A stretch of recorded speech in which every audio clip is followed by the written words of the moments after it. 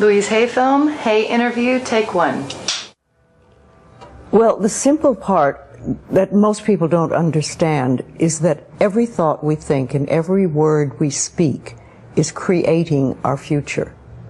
It's as though our thoughts go out into the universe and are accepted and brought back to us as experience. Now that is a very simple thing, but most people don't get it. They don't understand it. They've never heard it before and they think it's ridiculous. But if you can really accept the fact that every time you think a thought and every time you speak a word, you are literally painting your future, making your dinner, whatever you want to call it, you are creating. And you're creating your own life. And this is simple, but it's not easy to accept. But once you accept it, then you can start deliberately creating what you want in your life. And you begin to be aware of what you don't want in your life and how you are contributing to it. Now, I think this has been around forever, but for some reason in the last 20 years, the universe has wanted this to go out among all the people, or all the people that are ready for it. See, most of us just think, and we don't pay any attention to what we're thinking. We're just doing it. But that's something you need to train yourself to do, to begin to train yourself to be aware of what you're thinking. And one of the ways to do that is to periodically say to yourself, what am I thinking? Would I like this thought to create my life? Would I like to have the experience that this thought could bring to me? Now, it takes a while to do that, but even if we could begin on the smallest level to be aware of our thinking, we can start to make changes. To begin with, you start by doing what we call doing affirmations, and that is making positive statements about your life that are positive. And you do them deliberately. You might do them in the morning, you might do them at noon, you might do them at night, you might do them, twice a day or whatever. But you do this and you let this become a habit. And as you start to do them, things will begin to change, maybe on a very small level. I call it getting the green lights in the parking places. I mean, they're not huge things in your life, but it can be very nice when you get 3 green lights in a row and you're in a hurry.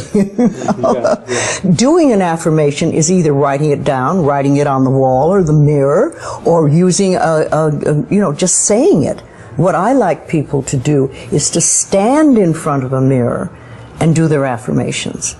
Because there's something very powerful about looking in your own eyes and accepting yourself, or noticing that you reject yourself when you're saying something positive about yourself. So that would be a very beginning way to start. Say in the morning, you get up in the morning, you go to the mirror, and this is a big one, and it's hard for lots of people. But you look in the mirror and say, I love you. I really, really love you. And to begin with, that can be so hard for people because they think of all the things that they think are wrong with them.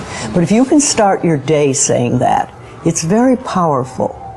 Remember, I'd like to think the universe is listening to everything you say and everything you think and saying, okay, you can get that. So then it starts to bring you in and bring things into you. And I know this sounds far-fetched, but it's amazing how it works. If you do a good general positive statement for yourself, the universe will figure out how to manifest that, how to bring that about in your life. So things could happen that you wouldn't expect at all, but they will happen. If you think of doing your positive affirmations is like planting a seed in the ground. It's not necessarily true at the moment, but it is something you want to have be true. So you put the seed in, and you plant a seed and you expect it to grow. Or you maybe plant 3 seeds just in case. You expect them to grow. And you don't wait 2 days and then dig in the earth and say, what's happening, what's happening? You expect that thing to grow because you know there's a law and a process. And the seed will grow if it is in the right soil and it has the right amount of moisture. Making it really a habit and doing it every day. Doing something every morning when you wake up, that's a really good time. And another good time is when you go to sleep at night. And gratitude works a lot. If just being grateful for everything. The more, I always say the universe loves gratitude. The more you're grateful for what the good is in your life, the more good you get to be grateful about. Mm-hmm. And it's like, you know, if somebody gives you a present or gives me a present and I say, oh my God, I hate that color and it doesn't fit, and you know, that person will never give me another present. But if you say, oh, it's wonderful and thank you, I really adore it, it's great, that person is probably going to want to buy you a present every time they see something they think you would like.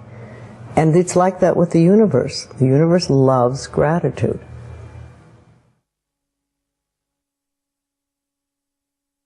If you have very strong beliefs within you that you don't deserve good things in your life, and a lot of people have that, then there can be delays. And sometimes people say, well, affirmations don't work. I've done them.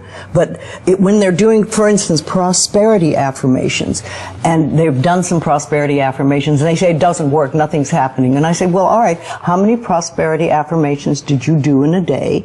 And they'll say 3, probably. And they say, all right, how many poverty affirmations did you do this day? And that could be 300, depending on where you're coming from and what is running through your mind. See, I have this, one of my thoughts about life is that only good lies before me. And I've been saying this for many years. So it doesn't really matter to me what happens in life, because I know it's going to be good. Well, there are lots of things you can do to help you become more conscious of what is going on. And because so many of our belief systems really are unconscious or subconscious, we're not aware of them. They're just things that were bred into us as we were children, is to take a little time to figure out what they are. And I always say a really good exercise is to take a big sheet of paper and write on top of it, say, what I think about men. And then another one, what I think about women, what do I think about money, what do I think about any subject you can think of. And just write all the things that come out of your thoughts. And whether they sound good or not, just write them down. And any one subject, if you just write them all down and then look at them and see how many are positive and how many are negative. And if you can take those negative ones and turn them around, make them into positive affirmations, then you can start clearing up what you believe about, say, money that is not positive for you, and or is keeping you from bringing money in. And you can do that with lots of things in your life, so you can really begin to realize what you do believe about these things. So you can't change your thoughts if you don't know what your thoughts are. There is a law of thinking, and we are beginning to learn about it. And it is like a computer. If you have this gorgeous computer put in front of you, and you don't know what to do with it, it's a piece of junk.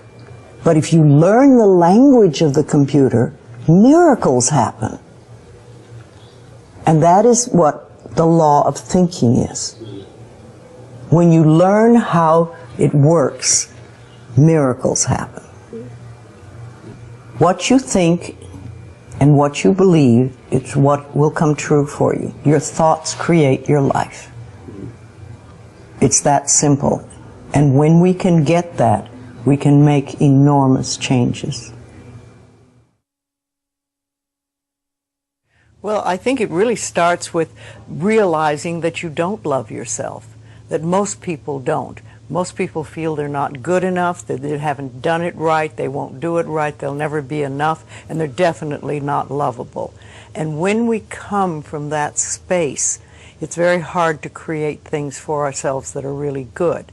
So in the early days when I worked with people, I used to fix this problem and fix that problem, and you'd have this a health thing, and we'd work on that, and we'd work on this. And one day I discovered, much to my amazement, that if I would help people learn to love themselves, to really accept themselves as they are, we didn't have to work on problems, because it was almost like a miracle. Everything seemed to fall away. It's a hard one for people because we grow up believing that we're not good enough and nothing is right. I remember lots of times I would ask people, well, what is really wrong with you? What have you done that is so terrible that you're not acceptable to yourself? And I never, ever, ever got an answer that made any sense.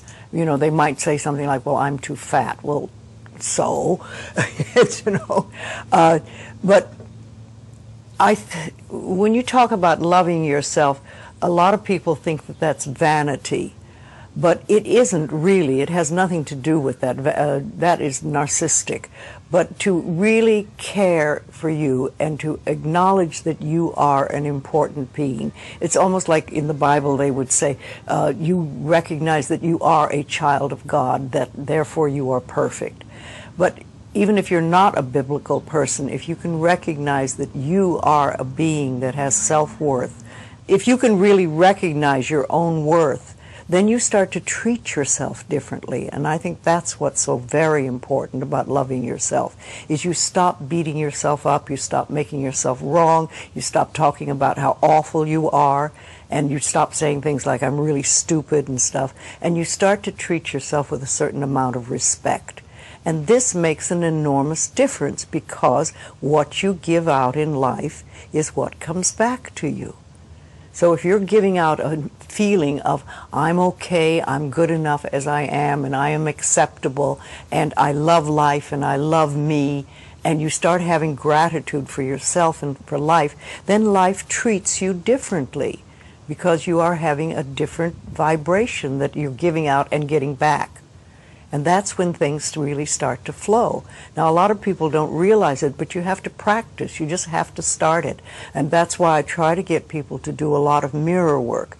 If you look in the mirror, just simple things like looking in the mirror in your own eyes and saying, I love you. I really, really love you. And it helps if you use your name, Louise, I love you. I really love you. It gets to that little child inside that has been rejected for so long, and it breaks open sort of a dam or a door or whatever you want to call it, and it's like little miracles start to happen. Lots of little good things happen, and the universe loves grateful people. The more grateful you are, the more you get to be grateful about. It's that simple. Life is really very simple. We make it enormously complicated, but it doesn't have to be. Everybody's on a journey from the time we're born till the time we leave. But when we go on a spiritual journey, it seems to be more conscious, and we begin to make conscious choices about life instead of just going on and getting up in the morning and doing our stuff and then going to bed. We begin to make conscious choices of our thoughts and our actions and even the foods we eat and things like that. And it's putting your foot on the pathway one step at a time. And some of us do very devious journeys, and we take lots of little side tracks, and we don't get very far really. And some of us just are very conscientious about it and go one step after another and go closer to our pathway, which is really, to me, I think enlightenment is letting go of all the things we believe that are not benefiting us in life, or that are barriers to our life, to the good things in life, and to release them one by one and to think, I don't have to believe that anymore, or do I want to believe that anymore? And making a conscious choice. When we can understand that every single thing we believe has been a choice, and it may or may not be true. It can be true for you and not for you, because it's your belief system and your belief system, and then I have my belief system. I say a lot, that may be true for you, it's not true for me. I may not say that out loud, but people are doing things or saying things, and I think that to myself a lot. And also, it has nothing to do with me. Whatever's going, that has nothing to do with me, because I'm under the law of my own consciousness. This is my pathway, and you have your pathway, you have yours, everybody does. So we're all on a journey, and I think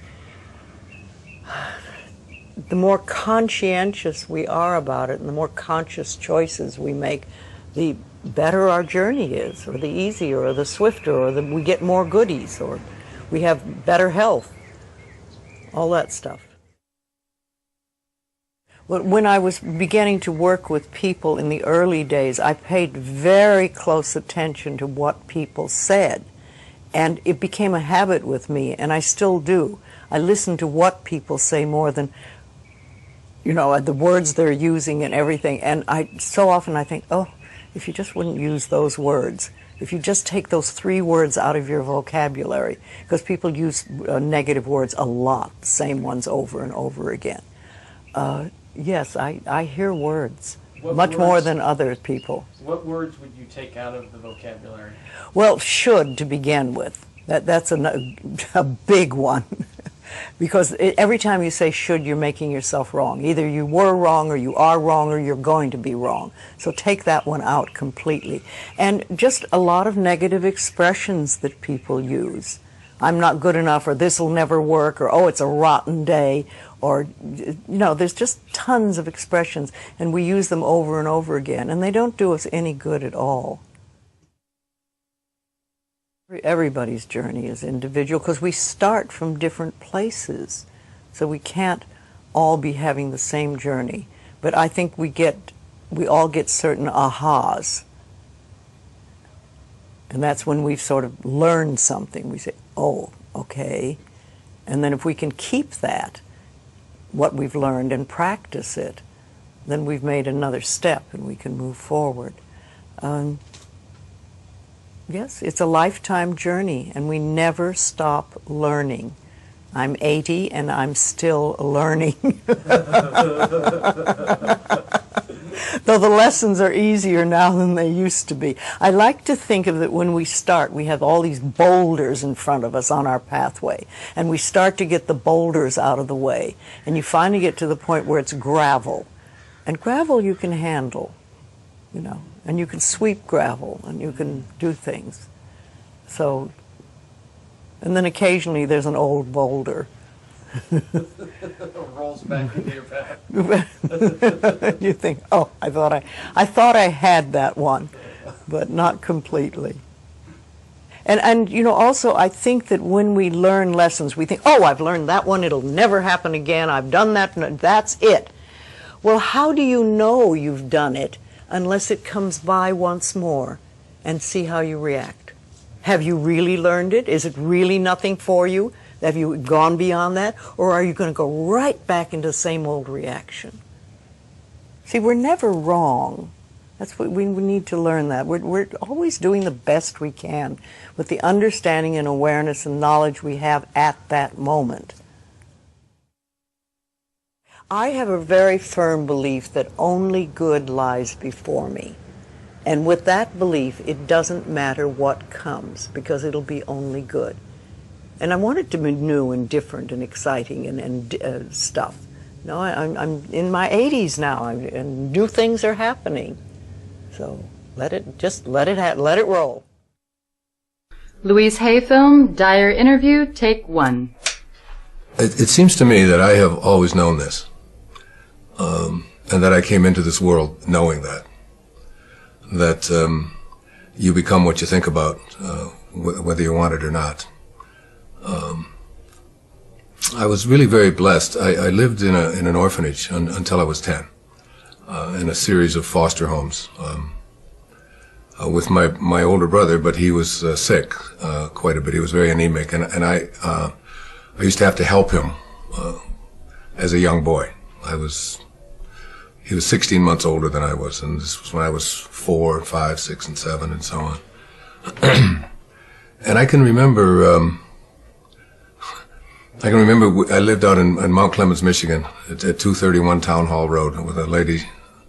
Her name was Mrs. Scarf, and she had a lot of children would come and go from there. And I was in a foster home because the circumstances at that time were such that my father had walked out on his family, and I was born in a depression, and there was no welfare and things like that in those days. So it was like people just helped each other out. And my mother was working as a candy girl in Detroit, on the east side of Detroit, earning $17 a week, and she just didn't have the money and wasn't able to provide for her children. So we lived out at this one particular place, and I can remember whenever a new child would come to the house, they would always say, "Go find Wayne."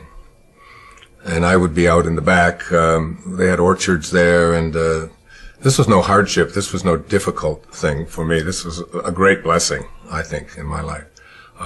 Those earliest days. And I can remember a girl named Martha came, and they were dropping her off for basically the same reasons that we were dropped off there. And they said, "Go find Wayne." And I came and I started talking to Martha, and she was crying, and she was all upset, and she was sad, and I was trying to convince her that she didn't have to be sad, that this was, and I remember saying to her, "This is a great place. There's no parents here. You can do pretty much anything that you want. I mean, you've got a lot of freedom, and we're going to have a great time." And I can remember being in school, at the public school. It was a numbered school. They didn't even name them in that day. It was PS number 127, and I remember the teachers, one time, we were out on the playground and all the kids were all upset, and I said, "What's wrong?" And they said, "Well, the teacher said this is the worst class that she ever had," and she was so all upset, and she was angry, and she was hurt, and I said, "Well, why would you allow her opinions to have anything to, if this is her hardest day, then her life is just easy," and I can remember talking to other people about, all you have to do is change the way you think. And it goes from being a miserable experience or a tough experience or a hard experience to one that you can do anything that you want with. And when my mother got our family all back together again when I was nine, almost 10 years old. And I can remember her telling me what it was like when I was just a baby, when I was just like an infant, that I was the one child that could make everybody else laugh. At times when everybody else would. She said we were waiting for a bus one time when we were just real babies before I went into the orphanage, and she said a car came by, and it was in Detroit, and there was all this slush, and and we all went flying down. Everybody had dirt on them and dirty snow, and we were laying in the ground, and everybody was crying. And she said, "You were and upset and mad because our clothes were wet and so on." And she said, "You just stood up and said, this is great. Isn't this wonderful? Look, we don't have to do this, and we don't, just turning it into something positive." It's like, so the ability to be able to do that was something, I can't remember a time in my life when I didn't know that, if I really went to work on how I thought, that things just didn't have to be bad. I was the richest kid in the orphanage. I've talked about that many times in my lectures, that, a snowstorm was a time we had two snow shovels at the home, and one of them had the edges all curled up from hitting the curbs, and you couldn't make any money with that one. So the other one, when it would snow, I would go downstairs and I would take the good snow shovel and I would put it under my bed, and I'd sleep with it right with me in the bed so that nobody else would get it. And I would get up before everybody else got up, and I would go out and I would just shovel everybody else's snow, shovel their walk. And then later on, and I'd just go knock on the door and just tell them that I shoveled their walk. And some would say thank you, and some would give me a dime, which doesn't sound like much, but that's about $3,000 in today's money. And when I found out that soda pop bottles, for example, were worth 2 cents each, that if you took them back, you could get 2 cents back, that was just like one of the great awarenesses and awakenings of my life, because I would follow people around who were drinking a Coca-Cola and say, "You almost done with that?" They said, "Well, no, I'm not going." Well, just whenever you went, I just followed them, and then we'll walk until. And we had a coal bin where we lived because it was coal furnaces, and we filled that coal bin with soda pop bottles, and I would take it back. It was just always easy to change, and all the other kids would be not having any money and complaining about not being able to have abundance or be able to have some level of being able to buy themselves like just a little donut or a Pepsi Cola or something. They couldn't figure it out. And it always seemed so easy to me that all you had to do was just look around and see the opportunities in anything. And it had nothing to do with whether there are opportunities there. There always are opportunities. You know, I'm 67 years old. I have never, ever been unemployed or even can't even deal with the concept of unemployment. It isn't that I've had no job. I've always had more jobs than and it isn't because I've been through all good economic times. There've been some pretty sour economic times over the last 50 years or so. I just have never known how to think any other way than, if you change the way you think about things, you can create whatever it is you want for yourself in your life. It's just a simple knowing. I mean, I've made a living talking about it. I've written lots of books about it and so on, but I have always lived it and practiced it, and I still do today. It was Thomas Troward. I don't know. He did some lectures on mental science way back in the 1907, 1908. He was from Scotland. And one of the things that he said is that the law of flotation was not discovered by the contemplation of the sinking of things. So that, you know, like before the 15th and 16th centuries, all of the ships were made out of wood. Not because iron wasn't available and steel wasn't available, but because there was a belief that wood floated. So therefore you had to make ships out of things that floated. That's literally how and then someone came along and said that it has absolutely nothing to do with what things are made out of. It has to do with the amount of water that is being dispersed. That's what determines whether something will float or not. And I think about that all the time because it's in the contemplation of what you desire that you create what it is that you want to have for yourself. It's in your willingness to contemplate it. And nothing more, according to Troward and mental science. So that I think about the Wright brothers, you know, 100 or so years ago. You know, it's like, and I said the law of flying was not discovered by the contemplation of the staying on the ground of things. So that these were two people, like for me, to figure out how to get an airplane to fly, and my limited knowledge of all of that, I would probably have contemplated the staying on the ground of things. You know, it's like, this is what happened. But there's somebody came along and contemplated the idea that if you get enough speed going and you have the right design and you get pressure underneath something like this and you get that this thing is going to lift off the earth. Somebody had to contemplate that idea. And everybody who contemplated that it wasn't possible, that it couldn't work, was a part of why flying didn't take place, because there was no new law discovered in the early part of the 20th century, any more than electricity was discovered by, you know, Thomas Edison or anyone like that. I mean, the ability to have electricity has always been there. Somebody has to contemplate.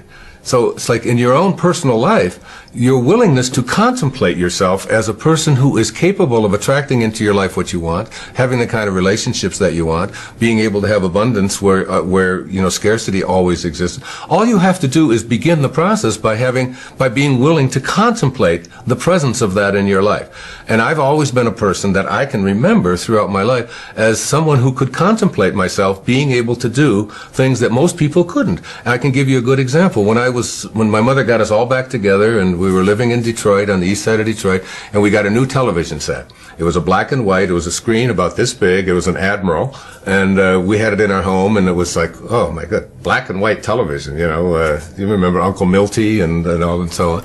And there was a guy that was on TV. His name was Steve Allen, and he was on The Tonight Show. And I was 11, 12, 13 years old. I was born in 1940, so I was 51 or 52, and I used to stay up every night and watch The Tonight Show. Even though I had to go to school the next day, there was just something about that show, and you know, all of the characters and smock and all the things that Steve Allen would do on it.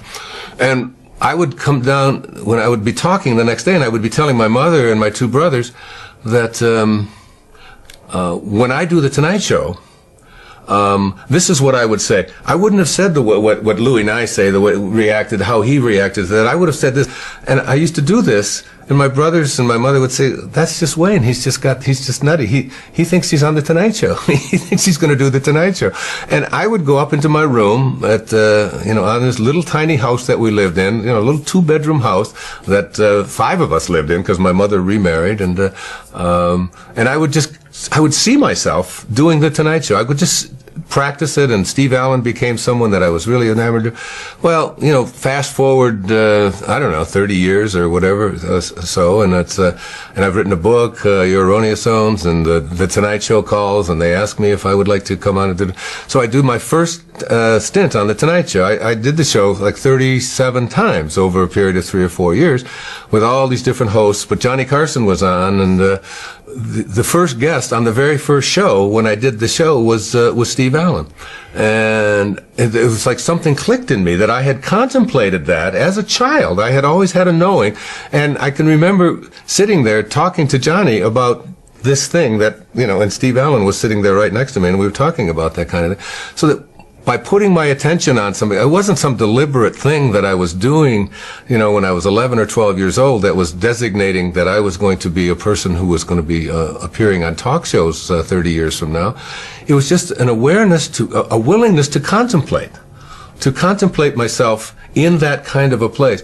And I think the power of contemplation is the thing that most people haven't harnessed yet. And when when you harness it in your life, there's absolutely no limit to what you can attract into your life. If you absolutely stay focused on what it is that you know you're going to manifest and attract, you're not going to do it in your time. You know, Jackson Browne sings a song that says, "And creation reveals its secrets by and by." I mean, you can't push the river. You can't, it's all done in divine time, but it will show. It will show. It will manifest. It will attract itself. And I'm never surprised any longer about anything that I put my thoughts on that I can attract it into my life. I just absolutely know that law of attraction and that it absolutely works. And I have absolutely no doubt about it. And I feel as if, like, before I even came into this world, when I was in the world of spirit, that I had a conversation with God. And it was God saying to me, like, what would you like to do in this lifetime? And I said, well, I'd really like to spend a lifetime teaching self-reliance. Because that's truly all I've ever done since the time I was just a little boy, through all my life. I mean, I could just go through all of the things that I've done. It's been always about teaching self-reliance. And God said, it's like, you're sure you want to spend a whole lifetime teaching self-reliance? I said, yeah, that's what I want to do. And he said, well, we better get your little ass into an orphanage then. You know? Rumi said, this ancient Persian poet, this brilliant, beautiful poet, he said, sell your cleverness and purchase bewilderment. It feels like bewilderment. It feels like awe. It feels like, even as I think about it now, I can feel myself tearing up behind my eyes, because only I know what is going on behind my eyeballs. It feels like so glorious and so sweet and so trusting, so knowing. You know, there's just this powerful knowing that you're not alone. There's this, you know, that it's like there's a safety, there's a sense of that you're not alone. I had this great experience years ago. There's a friend of mine. He's on KTAR radio station in Phoenix. His name's Pat McMahon, Irish Catholic guy, and Mother Teresa is to be his guest, right, on the same day that I'm his guest. So we're in the studio, you know, and Mother Teresa comes in. Now she's about 4'10", maybe weighs 80 pounds, and she's there to talk about a homeless shelter that she slept in the night before, to tell the people of Phoenix about this homeless shelter.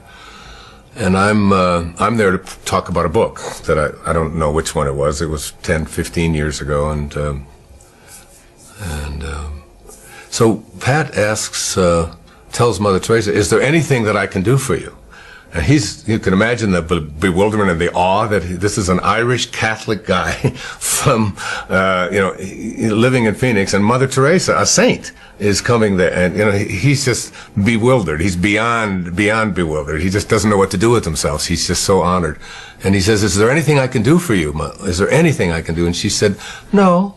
She said, "I just came here to talk about the homeless shelter." He said, "But Mother Teresa," he said, we have a 50,000 watt clear channel station that goes in every direction." And it's like he's got his ego involved. Like, we can help you to raise a lot of money for your work and your mission in Calcutta. And she said, "No, No, I'm not interested in raising money or your radio station getting a... She said, I just want to talk about the homeless shelter, that's all. And he's exasperated. And finally, and he's down on his knees. Really. And finally she says, stand up. She said, you seem so serious. She said, there is one thing that you can do. And he just stood up and he said, well, what is it? I'd do anything. She said, well, tomorrow morning, she said, get up at 4 a.m. And she said, and go out onto the streets of Phoenix and find someone who's living there, who believes that he's alone, and convince him that he's not. That's what you can do. And behind the feeling we're talking about here is this feeling of aloneness for so many people who are lost in the world, that I don't have like a connection to something greater than myself. I've come to believe that who I am is what I do, and what I have, and what other people think about me, and who I am is separate from everybody else, and who I am is separate even from what I'd like to attract into my life, that I'm separate from all the things that are missing, and I'm separate even from God. And that there's a place within me that knows that I'm not separate from any of that. That if there's no place that God is not, or that source is not, or the energy that provides, that is always giving and always creating is not, if there's no place that it is not, then it has to be in me. I know that. And if there's no place that it's not, and it has to be in me, it has to be also in everything that is missing in my life, or that I think is missing. It's there too. So that in some mysterious, invisible way, I'm already connected to everything that's missing in my life through something called spirit. And when I recognized that I'm not here as this human being having a spiritual experience, when you recognize that your essence is that you are a spiritual being, having a human experience, not the other way around. When you really get that, I mean, not that you can say it and it's clever, but when you know that who you are is this essence, you don't see, there's no other, there's no them. There's nothing outside of you. You're connected to everyone and everything. As the Native Americans, you'd say that no tree has branches so foolish as to fight among themselves. Living the Tao Te Ching, this 2,600-year-old, some people call it the greatest, the wisest book ever written. It speaks so much about relationships. Tao, the word Tao, means the great way. It's really just another synonym for God, or source, or spirit, or that which is the all-creating. And one of the things that it says that was really helpful to me, probably the most helpful thing in it, was that whenever you have a conflict of any kind, in any relationship, whenever you have a conflict, that the person who is willing to be of Tao, of God, of Source, is the one who will practice forgiveness, or will go to the person that they have a conflict with and bring love to it, instead of the freeze out, instead of the anger, instead of the hatred, instead of the revenge, instead of so many of the things that we do when we have conflicts in our lives. We just don't talk to that person. Like, I'm not talking to that. I'm not talking to him. He's going to call me because I called the last time, and that's going.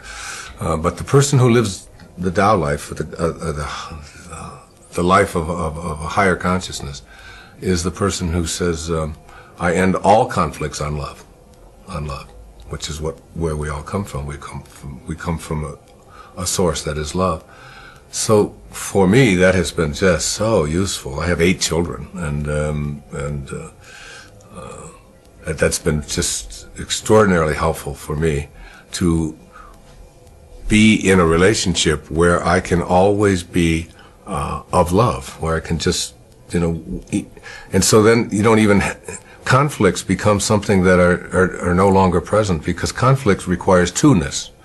In order to have a conflict, you have to have two different opinions or whatever.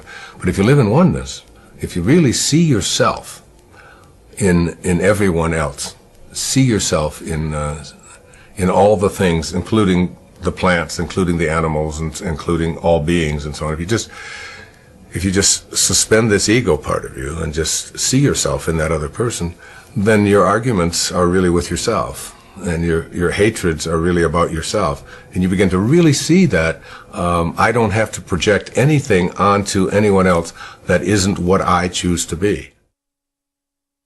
You do U-turns in your life. I've done U-turns in my life. And it's having the curiosity, it's having the willingness to say, this isn't working for me. You know, it's like you get bit by a snake and you're bit, okay? So, but the bite doesn't kill you. You're still there. You know, you don't die from a snake bite. You don't die from you don't get hurt from what somebody else does to you. It's the venom that continues to pour through your system after the bite. That's what causes difficulties in relationships and so on. And when you recognize that to be angry, to be full of revenge, I mean, I could bring anybody in this crew in here and do a muscle test with them and ask them a question to hold your arm out to hold your arm out like this and think about somebody who's abandoned you or abused you, who did something that you didn't like, who borrowed money from you and didn't pay it back, who walked out on you, someone that you hate, and just for a moment, hold your arm out as hard as you can. I'm going to put 2 fingers right here and I'm going to push down, and you think about getting revenge. You just think about, even if you don't want to do that, just think the thought of, I'm going to get even with that bastard for what he did or what she did. I'm going to really get even with him, and you push, and that you find out that they have no strength when you think a thought of revenge. There's no strength in that. Kinesiology, say, very simple test. Then if I say to yourself, okay. I have somebody that. Okay, sit down. All right, here, come over this way. Okay, just put your arm up. Is it here? No, over here. Over here? Yeah, just hold this. Okay. Okay. Now, I'd like you to think of, first of all, tell me your name. Michael. Michael what? Gorgian. Is that the truth? Yeah. Tell me you're telling the truth. I'm telling you the truth. My name is? Michael Gorgian. And that is the truth? Okay, That's resist me as hard as you can, okay? And I'm going to just push down, okay? So that's the truth. Now, for just 1 second, just make up a name. But tell me that it's the truth. I want you to lie to me. What is your name? My name is Ron Garcia. My name is Ron Garcia. Is that the truth? Yes, that's the You're truth. telling me the truth? That's the truth. Say it again. My name is? My name is Ron Garcia. And that is? The truth. Hold that thought. Hold that thought. You see the shift? Can you see a change in you? Mm-hmm. Can you see a slight change in you? Yeah, okay, I you're felt strong. that. Okay. Yeah. Now I'd like you, I'm just doing that for a little Yeah. Okay, now I'd like you to think about someone. I'd like you to move over this way. There we go. I'd like you to think about someone in your life that abused you, abandoned you, that did something to, without any details, I don't want to know any of the details, and you are hurt by it, and you are angry about it. And forget about whether you've forgiven them or not. I want you to just think about getting even with them. I want you to think about revenge, okay? I'm going to get even with that person, no matter what, okay? And put your arm out, and can you hold on to that thought of revenge, okay? I'm going to get even with that person for what they did. I'm angry at them. And hold on to that thought and just think, resist me as hard as you can. And notice what's happening with your arm. Resist, again, one more time. Think that thought. I'm really going to get angry. I'm really pissed. I'm really hurt. I'm going to get you back for that, okay? And resist me as hard as you can. Now notice what's happening here. You have almost no strength. I'm not even pushing down. Now I want you to just change the thought. Okay. I want you to change the thought right now. And I want you to change it to one of love and forgiveness. I just want you to surround them with the light of God. I want you to surround them with the most beautiful love that you can think of. And just think of that thought. They did what they knew how to do, given the conditions of their life. I can't ask any more of anybody than that.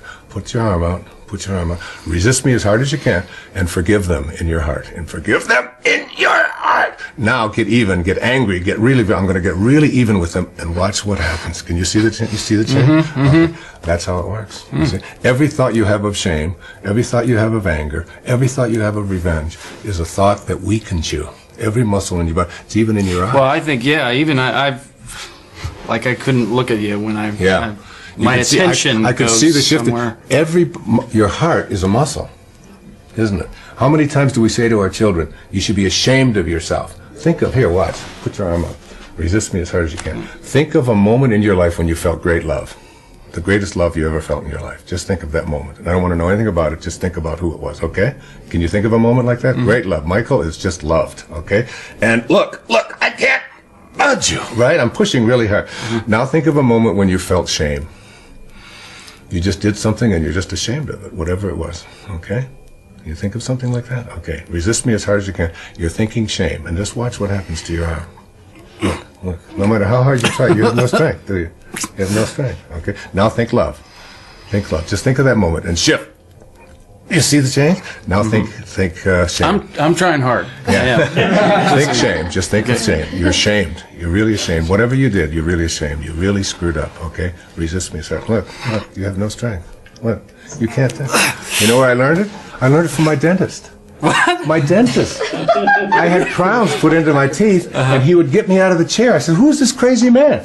You know, he'd get me out of the chair. He was adjusting the occlusion. He'd say, "Bite down," and then and if I'd go weak, he'd say, "It's not right yet," and he'd put me back in the chair. Beep, beep, beep, beep. He'd adjust it a little more, and he said, "Now it's perfect," and it always was. It always was. Wow. This is the power. Who's your dentist? It's like what we just demonstrated here is the power of the thoughts that we have. What a thought of shame, a thought of anger, a thought of revenge, what it does to the muscles of our body. The muscles of our, it's like the reason I ask you to tell me a lie, you know, is because I wanted to test your body, because your body wasn't made by your parents. We like to think that our bodies were made by our parents. That's because you look a certain way and all of that. But if we take the tiny little drop of protoplasm that created you, and we try to find out its origin, and we take it all the way back to subatomic particles and reduce it, we find out when we put it in a particle accelerator and rev it up at 250,000 miles an hour and collide it, and we open it up, there's nothing there.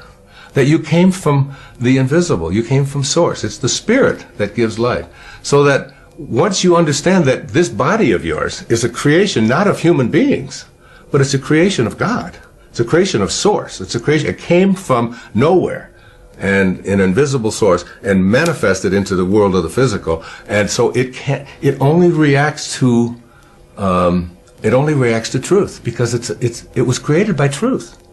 So once you lie, this is an ultimate lie detector test. That's why I always say we could have saved $93 million with President Clinton. You know, it's like, come on. Did you have sex or didn't you? Let's get over this, you know. But now you're using an instrument not of human beings. All of our bodies are divine creations, and they only react to truth with strength. The truth that when you go weak, you're going against your Tao nature. Your true nature is not revenge. Your true nature is not hatred. You came from love, and you have to stay in that state. And once you learn that, once you get that, like having that demonstrated could change your life. Just that moment could change forever. People ask me, what is your biggest confusion about humanity? It's like man's inhumanity to man. This recognition that we are something beyond ego. You know, and we don't, we have a divided world, a world that believes that, you know, if you're male, you're different than if you're female. If you're Muslim, you're different than if you're Christian. If you're born on one side of the river, then you're different than the person who wasn't.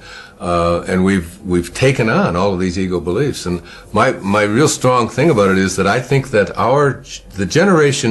my generation, when I was in my 20s and so on, we were the generation that had to end a war.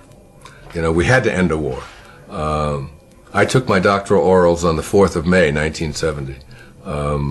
The announcement came on the radio, on the television, you know, at around 4 in the afternoon, that the government had put live bullets into their rifles, and they fired on students who were protesting the war at Kent State, and 4 of them were killed. You can imagine what I felt, because I was really working very hard to try to end that war. When I had to go in and defend my dissertation, which seemed so trivial, when I considered what our government was now doing. We were going to put and all these students were doing was protesting a horrific war where people were dying in huge numbers. I think the new generation, this generation, it's their job isn't to end a war. It's to end war. It's to end the concept of war.